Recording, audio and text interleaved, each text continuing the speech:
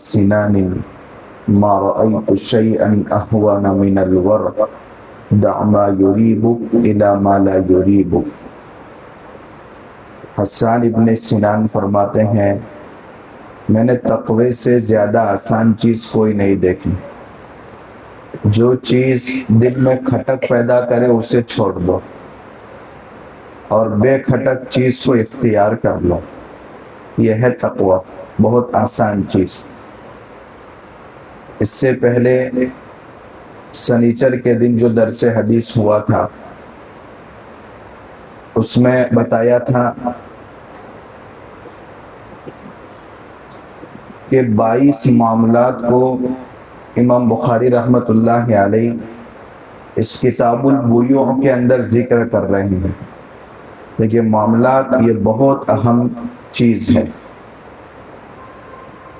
مشہور ہے انسان کی دینداری دیکھنی ہو تو دنیا داری دیکھ لو، اگر دنیا داری درست ہے تو سمجھ لو کہ واقعتاً دیندار ہے، ورنہ آج حکومت کی چالوں کی وجہ سے جنہوں نے مختلف خطوں پر الگ الگ حکومت کی، دین کو صرف مسجدوں تک محدود کر دیا۔ آپ اپنے عقیدے پر رہیں، آپ اپنی عبادت گاہوں میں انجام دے، مگر دنیا کا سسٹم ہمارے مطابق چلے گا۔ اس لیے بہت سے مواقع ایسے ہیں کہ مسلمانوں کو خود اسلامی احکامات پر عمل کرنا اتنا دشوار ہو رہا تھا۔ اس لیے جو نئے نئے مسائل کی جدید شکلیں آ رہی ہیں ان کو حل کرنا ایک مستقل مسئلہ۔ شریعت پہلے ذہن بناتی، شراب کی حرمت کا جب حکم آیا تو ایک دم سے نہیں آیا، پہلے ذہن تیار کیا گیا۔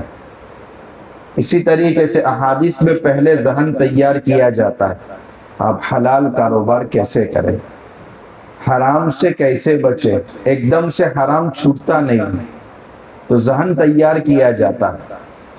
گزشتہ 2 حدیثیں آپ کے سامنے آئی تھی، ان کا خلاصہ یہ ہے، حضرت ابو ہریرہ رضی اللہ تعالی عنہ پر کچھ لوگ اعتراض کرتے تھے کہ حضرت ابو ہریرہ کثرت سے روایتیں بیان کرتے ہیں، اللہ کے نبی صلی اللہ علیہ وسلم کی حدیثیں بیان کرنے میں ان سے زیادہ کوئی بڑا نہیں ہے، 5000 سے زیادہ ان کی روایتیں۔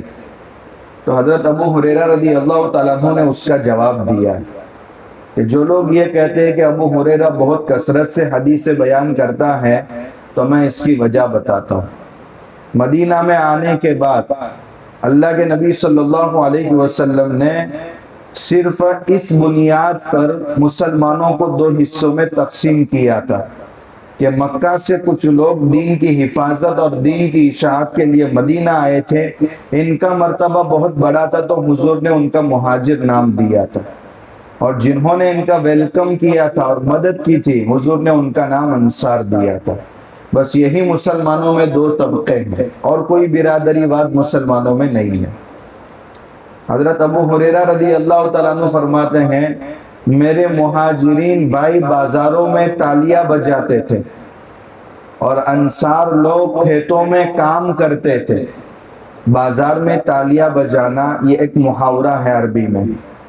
زمانے جاہلیت میں جب کوئی سودا مکمل ہو جاتا تھا تو لوگ تالی بجاتے تھے، تو معاملات میں تالی بجانا یعنی خرید و فروخت کا معاملہ مکمل ہو جانا۔ اس لیے حضرت ابو ہریرہ رضی اللہ تعالیٰ عنہ نے اپنے الفاظ میں مہاجرین کے مشغلے کو بیان کیا کہ میرے مہاجرین بھائی بازاروں میں تالیاں بجاتے تھے اور انصار بھائی کھیتوں میں کام کرتے تھے۔ رہی بات ابو ہریرہ کی تو حضور کی مجلس سے چپکا رہتا تھا، اس کا کام دن بھر کھانے کو مل گیا، بس 2 وقت کی روٹی کا انتظام ہو گیا یا 1 وقت بھی کھانا مل گیا، بس یہی اس کی ضرورت پوری ہو گئی، باقی کام حضور سے چمٹا رہنا۔ اور جب میں حضور سے 24 گھنٹے لگا رہتا تھا، اصحاب الصفہ میں شامل تھا، تو میں کثرت سے کیوں حدیث بیان نہ کروں؟ آپ کا مشغلہ تجارت کا تھا، آپ کا مشغلہ کھیتی باڑی کا تھا، اور میرا مشغلہ حضور سے چمٹے رہنے کا تھا، اس لیے میں حدیث کثرت سے بیان کرتا ہوں۔ دوسری روایت میں فرمایا کہ جب میرے مہاجرین بھائی چونکہ اپنے مشغلے کی مشغولیت کی وجہ سے، اس کا یہ مطلب نہیں کہ کبھی وہ درس حدیث میں نہیں آتے تھے، مگر جب انسان پر دنیاوی مشاغل کا غلبہ ہو تو وہ چیزیں اس انداز سے محفوظ نہیں کر سکتا جتنا وہ شخص محفوظ کر سکتا ہے جو اس کے لیے فارغ ہو۔ تو حضرت ابو ہریرہ رضی اللہ تعالیٰ عنہ فرماتے ہیں حضور کثرت سے حدیث بیان کرتے تھے، انصار اور مہاجرین بھی سننے والے ہوتے تھے، مگر تجارت اور کھیتی باڑی کی مشغولیت کی وجہ سے وہ حدیثیں بھول جاتے تھے جن کو میں محفوظ کر لیتا تھا۔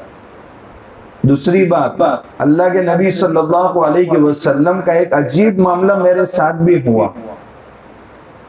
کہ جب اللہ کے نبی صلی اللہ علیہ وسلم نے حدیث بیان کی تو آپ نے فرمایا جو بھی کوئی چادر میرے سامنے پھیلا دے اور میں جو باتیں بیان کروں وہ باتیں بیان کرنے کے بعد ان کو سمیٹ کر اپنے سینے سے لگا لے تو اس کو ساری حدیثیں یاد ہو جائے گی، اس کے بعد وہ بھولے گا نہیں۔ تو اس مجلس میں بھی تھا، میں نے بھی اپنی چادر اتار کر سامنے پھیلا دی، حضور احادیث بیان کرتے رہے، جب فارغ ہو گئے تو میں نے وہ چادر سمیٹ کر اپنے سینے سے لگا دی اور اس کے بعد میں کوئی چیز بھولا نہیں۔ کیا اس کے بعد بھی مجھے حدیث کثرت سے بیان کرنے کا حق نہیں ہے؟ تو ان دو حدیثوں کے اندر انہوں نے اس کا جواب دیا ہے۔ لیکن بتانا یہ مقصود ہے کہ دنیا میں صحابہ میں سب سے بڑے دو طبقے ہیں مہاجرین اور انصار، ان کا مشغلہ کیا ہے؟ ایک کا مشغلہ کھیتی باڑی کا ہے، ایک کا مشغلہ تجارت اور کاروبار کا ہے، اور یہ کب ہو رہا ہے؟ اللہ کے نبی صلی اللہ علیہ وسلم کے زمانے میں ہو رہا ہے۔ معلوم ہوا کہ انسان کو کھیتی باڑی اور کاروبار کرنا چاہیے۔ اللہ کے نبی صلی اللہ علیہ وسلم نے خود اپنے ساتھیوں کو اس کا حکم دیا۔ تیسری روایت میں عجیب واقعہ، اللہ کے نبی صلی اللہ علیہ وسلم جب مہاجرین کے ساتھ مدینہ آئے ہیں تو آپ نے بھائی چارگی کا معاملہ بتایا، چونکہ مہاجرین گھر بار اپنے رشتہ دار سب چیزوں کو چھوڑ کر آئے تھے، تو حضور نے فرمایا یہ انصار میں سے تمہارے بھائی ہیں، یہ مہاجرین اور انصار میں سے آپس میں بھائی بھائی، دو کو بھائی بھائی بنا دیا تھا۔ سعد ابن الربیع یہ انصار کے بہت بڑے مالدار صحابی تھے، اور حضرت عبد الرحمن ابن عوف رضی اللہ تعالیٰ عنہ سب چھوڑ کر مدینہ آئے تھے، کچھ نہیں تھا۔ حضور نے فرمایا سعد ابن الربیع آپ کے بھائی ہیں، آج سے آپ حقیقی بھائی کی طرح زندگی گزاریں گے، ایک کا انتقال ہوگا اس کی وراثت میں اس بھائی کا حصہ لگے گا۔ بعد میں یہ حکم ختم ہو گیا سورہ احزاب کی آیات سے۔ حضرت سعد ابن الربیع رضی اللہ تعالیٰ عنہ نے فرمایا اے میرے پیارے بھائی، میرے پاس مال بہت ہے، آدھا آدھا ڈیوائیڈ کرتے ہیں، اور میری دو بیویاں ہیں، آپ ایک نظر دیکھ لیجئے، آپ کو جو پسند ہو میں طلاق دے دیتا ہوں، عدت مکمل ہونے کے بعد جب آپ کا اس سے نکاح حلال ہو جائے تو آپ نکاح کر لیجئے۔ حضرت عبد الرحمن ابن عوف رضی اللہ تعالیٰ عنہ نے فرمایا بارک اللہ فی مالک و اہلک، اللہ آپ کے مال میں اور آپ کے اہل و عیال میں برکت دے، مجھے تو مارکیٹ بتا دو بس۔ مارکیٹ کی رہبری کی، کون سا مارکیٹ تھا؟ قینوقا، یہ یہودیوں کا ایک قبیلہ ہے، اسی قبیلے کی طرف اس مارکیٹ کی نسبت تھی، کیونکہ یہودی تجارت میں بہت آگے تھے۔ حضرت عبد الرحمن ابن عوف رضی اللہ تعالیٰ عنہ اس مارکیٹ میں گئے اور مسلسل جاتے رہے، پنیر اور گھی کا کاروبار شروع کیا، مسلسل کاروبار کرتے رہے، کئی دنوں تک صبح چلے جاتے تھے مارکیٹ میں۔ ایک وقت ایسا آیا کہ زردی کا اثر ان کے کپڑے پر دکھا اور حضور کی مجلس میں آئے۔ کہا عبد الرحمن کیا بات ہے؟ یہ دبا تو عورتوں کے کپڑوں سے ہی آ سکتا ہے، مہیم۔ حضور نے ایک یمنی زبان کا لفظ استعمال کیا تھا، کہا یا رسول اللہ میں نے نکاح کر لیا، اولم ولو بشات، حضور نے دعا دی اور کہا ایک بکری ذبح کرو لیکن ولیمہ کرو۔ یہاں دیکھنے میں اس حدیث میں یہ بتایا جا رہا ہے کہ عبد الرحمن ابن عوف رضی اللہ تعالیٰ عنہ نے بغیر محنت کے مال میں حصے داری کے بجائے محنت کے ساتھ کاروبار کرنے کو پسند کیا۔ اور جب اپنی پوزیشن مضبوط ہوئی تو خود اسی پوزیشن مضبوط ہونے کے بعد نکاح بھی کیا اور سب سے مالدار صحابہ میں ان کا شمار ہونے لگا اور دین کے خاطر سب سے زیادہ مال لٹانے والوں میں ان کا بھی شمار ہونے لگا۔ تو عبد الرحمن ابن عوف رضی اللہ تعالیٰ عنہ نے بھی تجارت کو بڑھاوا دیا، اور قرآن یہ کہہ رہا ہے فَإِذَا قُضِيَتِ الصَّلَاةُ فَانْتَشِرُوا فِي الْأَرْضِ، جب نماز سے فارغ ہو جاؤ تو زمین میں پھیل جاؤ۔ یہ نہیں کہا کہ اپنے شہر میں کاروبار کرو، نہیں، پوری زمین میں کاروبار کرو، ایکسپورٹ اور امپورٹ کا کاروبار کرو، اتنی سوچ آپ کی وسیع ہونی چاہیے۔ لیکن پہلے نماز، دوسرے نمبر پر کاروبار، اس لیے کہا جب نماز مکمل ہو جائے اس کے بعد کاروبار کی طرف جاؤ۔ یہ پہلی 3 حدیث کا خلاصہ ہے۔ اس کے بعد چوتھے نمبر کی حدیث کا خلاصہ یہ ہے، بہت مختصر حدیث ہے۔ امام ابو داؤد رحمت اللہ علیہ فرماتے ہیں کہ پورے دین کو اگر 3 حصوں میں تقسیم کرو تو دین کا 1/3 حصہ اس حدیث کے اندر آ جاتا ہے۔ الحلال بین والحرام بین وبینہما امور مشتبہات، حلال بھی واضح ہے اس کو اختیار کرو، حرام بھی واضح ہے اس کو چھوڑ دو۔ ان دونوں کے درمیان چند مشتبہ امور ہیں جن کے حلال اور حرام ہونے کا خٹکا لگا رہتا ہے۔ ایسے امور کے بارے میں کیا کرنا ہے؟ دیکھیں کہ انسان شبے سے جب بچے گا تو اس کے لیے حرام، حقیقی حرام اور واضح حرام سے بچنا آسان ہوگا۔ تو یہ حدیث حلال بھی واضح ہے، حرام بھی واضح ہے، اور ان دونوں کے درمیان حلال اور حرام ہونے میں مشتبہ امور ہیں، مشتبہ چیزیں ہیں۔ بس یہ حدیث کا ایک خلاصہ ہے، اور یہ حدیث دین کا 1/3 حصہ، اتنی اہم حدیث ہے۔ پھر آگے اللہ کے نبی صلی اللہ علیہ وسلم فرماتے ہیں کہ جو شخص مشتبہ چیز کو چھوڑ دیتا ہے، دل میں کھٹکا لگا رہا ہے کہ بھئی میں یہ کروں یا نہ کروں، دل بے اطمینانی کا شکار ہے، اگر چھوڑ دیتا ہے تو وہ واضح حرام کو سب سے زیادہ چھوڑنے والا بن جاتا ہے۔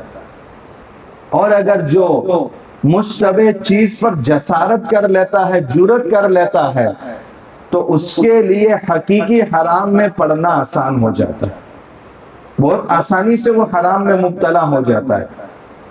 اس لیے آپ صلی اللہ علیہ وسلم نے ایک مثال کے ذریعے فرمایا، پہلے سرکاری چراگاہ ہوتی تھی جس میں عام لوگوں کو جانور چرانے کی اجازت نہیں ہوتی تھی، اس کے بارڈر بنا دیتے تھے، اس میں عام لوگ جانور نہیں چرا سکتے۔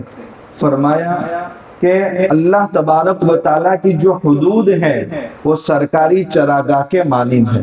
اگر کوئی شخص سرکاری چراگاہ کے قریب اپنے جانور چرا رہا ہے تو ممکن ہے کہ یہی جانور اس کی غفلت کے وقت اندر چلے جائے اور بعد میں اس کو اس کا خمیازہ بھگتنا پڑے۔ اس طریقے سے مشتبہ چیز میں اندر انسان پڑ جائے تو قریب ہے کہ حرام کی بارڈر کے اندر وہ داخل ہو جائے۔ اور جو چراگاہ سے بہت دور جانور چراتا ہے وہ اس چراگاہ میں جس میں اس کے لیے چرانا حلال نہیں ہے وہ آسانی سے بچ پائے گا۔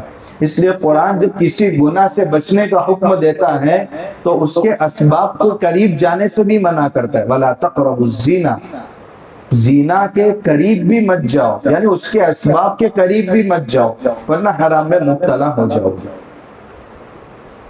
اب یہ بات حدیث کے اندر جو آئی ہے، حلال بھی واضح ہے اس کو اختیار کرو، حلال کاروبار کرو مگر حرام میں مت پڑو، مقدر میں جتنا رزق ہے اتنا مل کر رہے گا، پھر اپنی آخرت کو برباد کیوں کرنا۔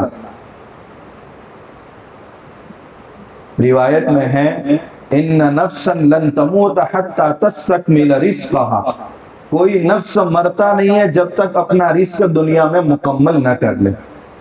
اب جب رزق متعین ہے تو وہ مل کر کے ہی رہے گا، اس سے پہلے موت آنے والی نہیں ہے، پھر اپنی آخرت کو کیوں برباد کرنا۔ اس حدیث کے اندر آپ نے درمیانی جملہ سنا کہ چند مشتبہ امور ہیں ان سے اپنے آپ کو بچانا چاہیے۔ وہ مشتبہ امور کیا ہے؟ حلال واضح ہے، ایک انسان حلال کاروبار کر رہا ہے، اب کاروبار کی بہت الگ الگ شکلیں ہیں، کبھی کبھی انسان کو حلال اور حرام ہونے میں شبہ ہو جاتا ہے. جو مجتہدین ہیں کبھی دلائل کی بنیاد پر ان کو شبہ ہوتا ہے. ایک روایت ایسی ہے کہ اس میں اس چیز کی حلت کو بیان کیا یعنی یہ حلال ہے، اور ایک روایت ایسی مل رہی ہے کہ جس میں اس کی حرمت کو بیان کیا ہے. اب کرے تو کیا کرے؟ یہ ہے مشتبہ امور. عام آدمی یہ سنتا ہے کہ بھئی اس مسئلے کے تعلق سے ایک مفتی صاحب حلال کا فتویٰ دے رہے ہیں اور ایک مفتی صاحب اس کو حرام کہہ رہے ہیں، یہ ہو گئی مشتبہ چیز. امام بخاری رحمت اللہ علیہ کے نزدیک بھی مشتبہ یہی چیز ہے کہ جس کے حلال اور حرام ہونے میں شبہ ہو جائے وہ ہے مشتبہ چیز. 3 حدیثیں آگے آ رہی ہیں اور اس میں مشتبہ چیز کو کیسے چھوڑنے کا حکم دیا گیا ہے وہ سمجھایا گیا ہے. بہت عام انداز میں اللہ کے نبی صلی اللہ علیہ وسلم کے سامنے 3 مسئلے پیش آئے تھے، اور وہ 3 مسئلوں میں حضور نے کیا حکم دیا یہ سمجھنے کے بعد آسانی سے سمجھ میں آ جائے گا کہ مشتبہ امور سے بچنا کیسے ہے. اس سے پہلے میں نے ایک قول پڑھا تھا حسان ابن ابی سینان کا. انہوں نے فرمایا کہ میں نے تقوی سے زیادہ آسان چیز کوئی نہیں دیکھی، یعنی تقوی بہت آسان ہے. پھر اس کا فارمولہ بتایا، جو چیز دل میں کھٹک پیدا کرے اسے چھوڑ دو، دل بہت بڑا مفتی ہے، اور جو چیز بے کھٹک ہو اس کو اختیار کر لو، کیونکہ جو کھٹک پیدا کرے گی اگر وہ چیز اختیار کریں گے تو بے اطمینانی باقی رہے گا. میں نے کیا ہے مگر یہ حلال بھی ہے یا حرام ہے. اس لیے تقوی بہت آسان ہے، کھٹک والی چیز کو چھوڑ دو، بے کھٹک والی چیز کو اختیار کر لو. پہلی روایت میں حضرت عقبہ ابن حارث رضی اللہ تعالیٰ عنہ ان کا واقعہ بیان کیا ہے. عقبہ ابن حارث رضی اللہ تعالیٰ عنہ نے ایک عورت سے نکاح کیا. نکاح کرنے کے بعد جب نکاح کا چرچا ہوا تو ایک حبشن کالی کلوٹی عورت آئی، اور اس عورت نے آ کر کے کہا یہ عقبہ ابن حارث اور ان کے نکاح میں جو عورت ہے ان دونوں کو میں نے دودھ پلایا ہے. اب ظاہر سی بات ہے ایک عورت نے لڑکے اور لڑکی کو دودھ پلایا ہو تو یہ دونوں دودھ شریک بھائی بہن بن گئے، اور حقیقی بھائی بہن آپس میں نکاح نہیں کر سکتے تو دودھ شریک بھائی بہن بھی آپس میں نکاح نہیں کر سکتے. اب مسئلہ کھڑا ہو گیا. ایک عورت آ کر کے یہ کہہ رہی ہے کہ میں نے تو ان دونوں کو دودھ پلایا ہے اور انہوں نے آپس میں نکاح کر لیا ہے. اب کرے تو کیا کرے؟ تو حضرت عقبہ ابن حارث رضی اللہ تعالیٰ عنہ اللہ کے نبی صلی اللہ علیہ وسلم کے پاس آئے اور کہا یا رسول اللہ بہت بڑا مسئلہ پیش آ گیا. اب عورت یہ کہہ رہی ہے، اس طرف سے آ کر انہوں نے مسئلہ پیش کیا، حضور نے اپنا چہرہ موڑ دیا. تو ادھر آئے، پھر مسئلہ بیان کیا، حضور نے اپنا چہرہ موڑ دیا. پھر سامنے آئے تو اللہ کے نبی صلی اللہ علیہ وسلم مسکرائے اور کہا وَكَيْفَ وَقَدْ قِيلَ، کیسے نکاح میں برقرار رکھو گے جبکہ ایک بات لوگوں کے درمیان کہہ دی گئی ہے. اب یہاں رک کر کے ایک مسئلہ سمجھیں گے جس سے مسئلے کی دیکھیے فقہا جو مجتہدین ہیں اور 4 مسلک پوری دنیا کے اندر چلے ہیں، امام ابو حنیفہ رحمت اللہ علیہ، امام شافعی، امام احمد بن حنبل اور امام مالک رحمت اللہ علیہ، ایک حدیث کو سامنے رکھتے اور مسائل کیسے نکالتے ہیں. امام احمد بن حنبل رحمت اللہ علیہ فرماتے ہیں حدیث میں حضور نے بتا دیا کیسے رکھو گے جبکہ ایک بات کہہ دی گئی، لہذا اگر اس طرح کا معاملہ کسی کے ساتھ پیش آئے اور ایک عورت یہ بات کہنے والی ہو تو ان دونوں کا آپس میں نکاح حرام ہو جائے گا، نکاح کو ختم کرنا پڑے گا. وہ اس حدیث کو سامنے رکھ کر کے یہ کہتے ہیں. باقی تینوں ائمہ فرماتے ہیں کہ گواہی کا نصاب مکمل ہونا ضروری ہے. یہاں ایک ہی عورت گواہی پیش کر رہی ہے، ایک عورت کی تنہا گواہی کافی نہیں ہے. گواہی کے لیے نصاب شریعت نے کیا متعین کیا؟ 2 مرد ہوں یا 1 مرد اور 2 عورتیں ہوں. اگر یہ بات ہے تب یہ بات مانی جائے گی. پھر ان کو جواب دینا پڑے گا کہ حضور کیوں ایک عورت کی گواہی پر یہ بات ارشاد فرما رہے ہیں. تو اس کا جواب یہ ہے وَبَيْنَهُمَا أُمُورٌ مُشْتَبِهَاتٌ، حلال بھی واضح ہے، حرام بھی واضح ہے، لیکن ان دونوں کے درمیان کوئی مشتبہ چیز پیش آ جائے، مثلا یہاں ایک عورت آ کر کہہ رہی ہے تم دونوں کو میں نے دودھ پلایا تو حرام کا شبہ ہو گیا، لیکن نصاب شہادت کا مکمل نہیں ہے تب تک حلال ہے، تو دو چیزیں آپس میں جمع ہو گئی، اور شریعت ذہن یہ بناتی ہے کہ مشتبہ چیز جب پیدا ہو جائے تو اس سے اپنے آپ کو بچا لو، تو اللہ کے نبی صلی اللہ علیہ وسلم نے بے کھٹک چیز چھوڑنے کا حکم دیا، ورنہ جب تک گواہی کا نصاب مکمل نہیں ہوتا ان دونوں کا رشتہ آپس میں حرام نہیں ہوگا۔ لیکن یہاں اللہ کے نبی صلی اللہ علیہ وسلم نے فرمایا کہ بھئی اس عورت کو آپ اپنے نکاح سے علیحدہ کر لو، کیوں؟ اس لیے کہ تقوی کی راہ یہی ہے کہ جس چیز کے حلال اور حرام ہونے میں شک پیدا ہو جائے بے کھٹک چیز اختیار کر لو اور کسی اور عورت سے نکاح کر لو۔ تو حدیث حلال واضح ہے، حرام واضح ہے، ان دونوں کے درمیان مشتبہ چیز ہے، اس کی ایک مثال حدیث کے ذریعے آپ کے سامنے آئی۔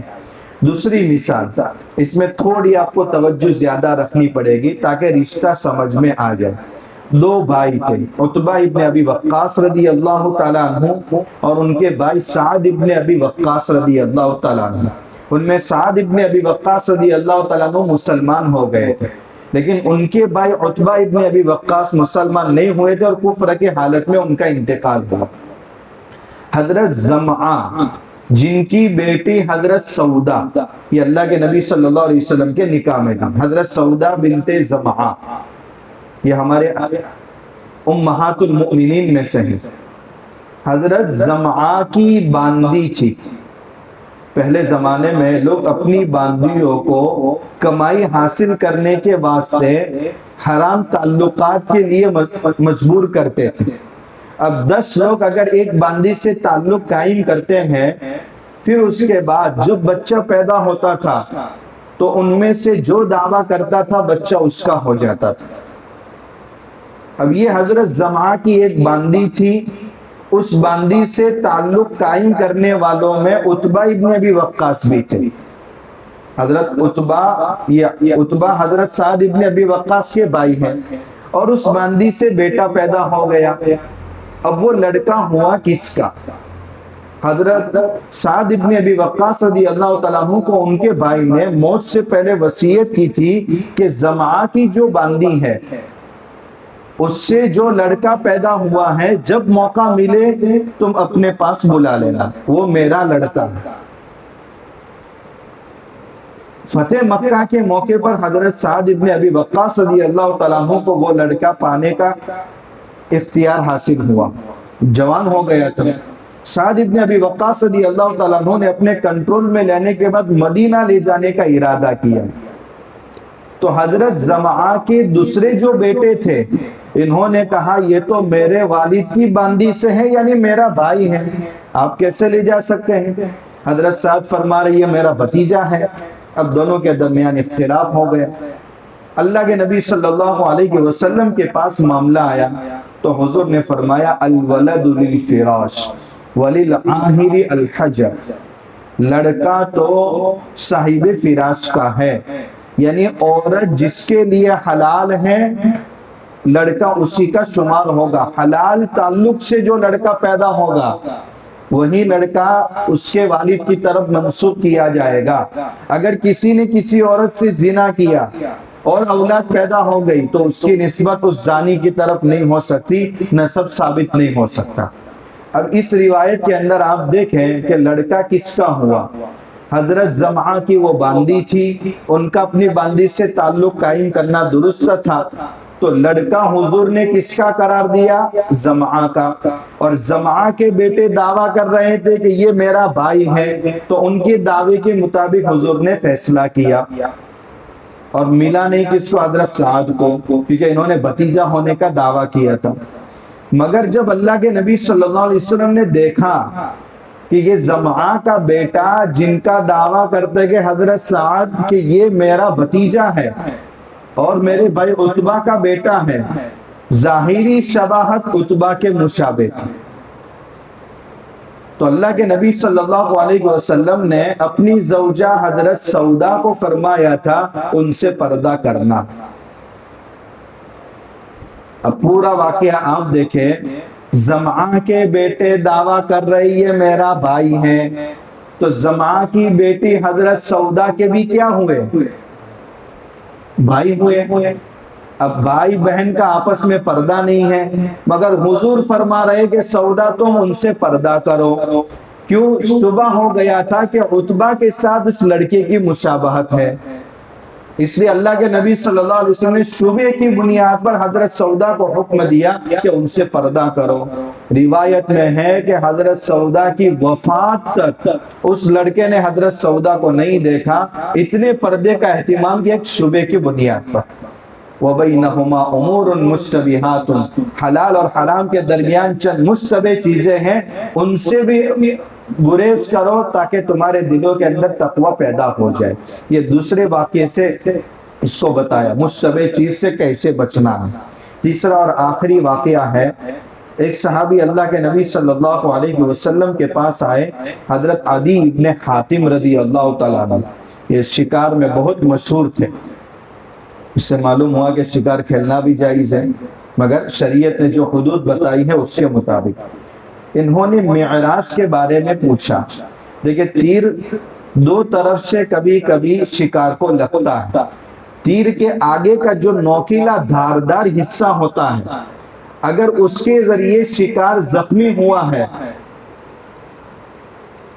تو وہ شکار حلال ہے، لیکن اگر تیر کے چوڑائی والا حصہ لگا ہے اور وہ جانور کو لگا ہے اور جانور مر گیا ہے، پھر اس پر کنٹرول ہونے کے بعد وہ شکار اس کے لیے حلال نہیں۔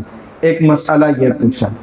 دوسرا مسئلہ یہ پوچھا کہ یا رسول اللہ، کبھی کبھی میں کتے کو شکار پر چھوڑتا ہوں، میں بسم اللہ بھی پڑھتا ہوں اور کتے کو چھوڑتا ہوں، مگر وہ کتا جب شکار کو میرے پاس لے کر کے آتا ہے تو اس شکار کو شکار کرنے میں دوسرا کتا بھی شامل ہو جاتا ہے۔ دو کتے مل کر شکار لے کر کے آتے ہیں، میں نے تو اپنے کتے پر بسم اللہ پڑھا ہے، مگر دوسرا کتا کسی غیر مسلم کا ہے، یا اس کو چھوڑتے وقت اس کے مالک نے بسم اللہ پڑھا کہ نہیں پڑھا مجھے معلوم نہیں ہے۔ تو اللہ کے نبی صلی اللہ علیہ وسلم نے فرمایا، لا تاکل، ایسے شکار کو مت کھاؤ۔ تم نے اپنے کتے پر تو بسم اللہ پڑھا ہے، مگر دوسرے کے کتے پر بسم اللہ پڑھا نہیں ہے، لہذا اس میں شک پیدا ہو گیا۔ میرے کتے پر بسم اللہ پڑھنے کی وجہ سے میں حلال سمجھتا ہوں، اور دوسرے کا کتا بھی اس میں شامل ہو گیا، پتہ نہیں اس نے بسم اللہ پڑھا ہے یا نہیں پڑھا، تو ہو سکتا ہے کہ میرا شکار میرے لیے حرام ہو جائے۔ تو یہ حلال اور حرام دونوں کا شبہ پیدا ہو گیا۔ تو اللہ کے نبی صلی اللہ علیہ وسلم نے فرمایا کہ ایسی چیز سے پرہیز کرو۔ تو کبھی کبھی ایک چیز کے بارے میں شبہ پیدا ہو جاتا ہے کہ یہ حلال ہے یا حرام ہے، تو انسان کو ایسے موقع پر چاہیے کہ چاہے فتویٰ جواز کا ہو، فتوے کی روح سے وہ عمل کر بھی سکتا ہے، مگر اگر دل میں کھٹک پیدا ہو رہی ہے تو تقوی کا تقاضا ہے کہ اس کو چھوڑ دو۔ حضرت تھانوی رحمت اللہ علیہ نے اپنے میراث کا مسئلہ دارالعلوم دیوبند میں پوچھا تھا۔ بہت بڑی مقدار میں وہ وراثت کے حقدار ہو رہے تھے، مگر کھٹک پیدا ہو گئی تھی کہ باپ داداؤں سے یہ مال جو منتقل ہوتا ہوا آ رہا ہے، ایک شک کی بنیاد پر، تقوی کی بنیاد پر پورا حصہ میراث سے چھوڑ دیا تھا۔ تو یہ ذہن بنایا گیا۔ آگے تجارت کی باتیں آ رہی ہیں، لیکن اس سے پہلے شریعت نے ایک ذہن تیار کیا کہ مشتبہ چیزوں سے بچنے کا اہتمام کرو، یہی تقوی ہے، اور یہ بہت آسان ہے، تو پھر آپ آسانی سے حرام سے اپنے آپ کو بچا پاؤ گے۔ تو پہلے 3 روایتوں میں حضرت ابو ہریرہ رضی اللہ تعالیٰ عنہ نے کثرت حدیث بیان کرنے کی وجہ بیان فرمائی۔ اس کے بعد ایک روایت میں مدینہ کے بازاروں کے ناموں کا تذکرہ ہے، عکاظ ہے، مجنہ ہے، یہ ایسے مارکیٹ لگتے تھے، اور حج کے موسم میں یہ مارکیٹ بہت زیادہ لگتے تھے، مگر جب اسلام آیا تو اس کے بعد لوگ ایسے مارکیٹ حج کے موسم میں لگانا گناہ سمجھنے لگے۔ تو قرآن کریم کی آیت سورہ بقرہ کی نازل ہوئی، لیس علیکم جناح ان تبتغوا فضلا من ربکم، تم پر کوئی حرج نہیں ہے کہ حج کے موسم میں بھی کاروبار کرو، مگر شرط یہ کہ حج اصل ہونا چاہیے اور تجارت اس کے ذمہ میں ہونی چاہیے۔ تو مدینہ کے بازار کا بھی تذکرہ ہے۔ پھر اس کے بعد ایک مختصر حدیث آئی جو دین کے تہائی حصے کا درجہ رکھتی ہے، حلال بھی واضح ہے، حرام بھی واضح ہے، اور ان دونوں کے درمیان چند مشتبہ امور ہیں کہ جن کے حلال اور حرام ہونے میں شک ہو جاتا ہے، اس کو بھی چھوڑ دینا چاہیے۔ کیسے چھوڑنا ہے؟ 3 مثالوں کے ذریعے اس کو سمجھایا کہ ایک عورت سے ایک صحابی نے نکاح کیا اور ایک حبشن آ کر کے کہنے لگی کہ تم دونوں کو میں نے دودھ پلایا ہے، تو حضور نے فرمایا کہ اسی عورت کو چھوڑ دو، چونکہ شبہ پیدا ہو گیا۔ دوسری روایت، حضرت سعد ابن ابی وقاص رضی اللہ تعالیٰ عنہ کے والد حضرت عتبہ ابن ابی وقاص، انہوں نے وصیت کی تھی کہ زمعہ کا جو بیٹا ہے حقیقت میں وہ میرا بیٹا ہے، باندی کا لڑکا، لیکن اللہ کے نبی صلی اللہ علیہ وسلم نے حضرت سودا کو پردہ کرنے کا حکم دیا تھا، اگرچہ فیصلہ یہی کیا تھا کہ یہ زمعہ کی باندی کا ہی بیٹا ہے، مگر حضرت سودا کو فرمایا تھا کہ شبہ ہے تو شبہ کے بنیاد پر پردہ کرنے کا حکم دیا۔ اور تیسرا، عدی بن حاتم رضی اللہ تعالیٰ عنہ کتے کو چھوڑ رہے ہیں بسم اللہ پڑھ کر، مگر کبھی کبھی شکار کو 2 کتے پکڑ کر لاتے ہیں، تو کیا کروں یا رسول اللہ؟ تو حضور نے فرمایا آپ کا کتا پکڑ کر لا رہا ہے تو حلال ہے، مگر دوسرے کا کتا شامل ہو رہا ہے تو ہو سکتا ہے اس نے بسم اللہ نہ پڑھا ہو، تو حرام ہونے کا شبہ پیدا ہو گیا۔ لہذا کبھی ایسا شکار آپ کے پاس آئے جس میں 2 شامل ہو جائے تو ایسے شکار کو چھوڑ دو۔ یہ ایک ذہن تیار کیا گیا، آگے جو بھی معاملات آئیں گے انشاءاللہ ان کا تذکرہ آئندہ ہفتے کریں گے۔ سبحان اللہ۔